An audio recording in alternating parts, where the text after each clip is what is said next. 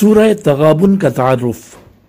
مقام نزول اکثر مفسرین کے نزدیک سورہ تغابن مدنیہ ہے، اور بعض مفسرین کا قول یہ ہے کہ آیت نمبر 14 یا ایھا الذین آمنوا ان من ازواجکم سے شروع ہونے والی 3 آیتوں کے علاوہ یہ سورت مکیہ ہے۔ اس سورت میں 2 رکوع اور 18 آیتیں ہیں۔ تغابن نام رکھنے کی وجہ، تغابن کا لفظی معنی ہے خرید و فروخت میں نقصان پہنچانا، اور یہ قیامت کے دن کا بھی ایک نام ہے۔ اس سورت کی آیت نمبر 9 میں بتایا گیا کہ قیامت کا دن یوم التغابن یعنی نقصان اور خسارے کا دن ہے۔ اس مناسبت سے اسے سورہ تغابن کہتے ہیں۔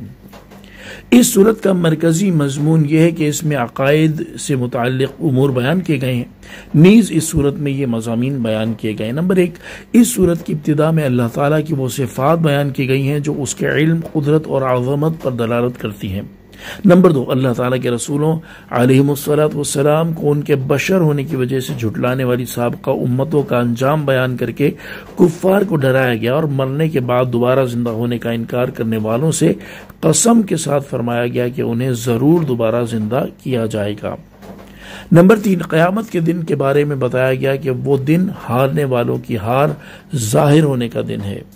نمبر 4، یہ بتایا گیا کہ ہر مصیبت اللہ تعالیٰ کے حکم سے پہنچتی ہے۔ نمبر 5، یہ خبر دی گئی کہ تمہاری بیویوں اور تمہاری اولاد میں سے وہ تمہارے دشمن ہیں جو اللہ تعالیٰ کی اطاعت سے روکتے ہیں، تو ان سے احتیاط رکھو۔ نمبر 6، سورت کے آخر میں تقوی و پرہیزگاری اختیار کرنے، اللہ تعالیٰ کے دین کی سربلندی کے لیے اس کی راہ میں مال خرچ کرنے، بخل اور لالچ سے بچنے کا حکم دیا گیا ہے، اور اللہ تعالیٰ کے دین کی سربلندی کی خاطر اپنا مال خرچ کرنے والے نیک لوگوں کو دگنے اجر کی بشارت دی گئی ہے۔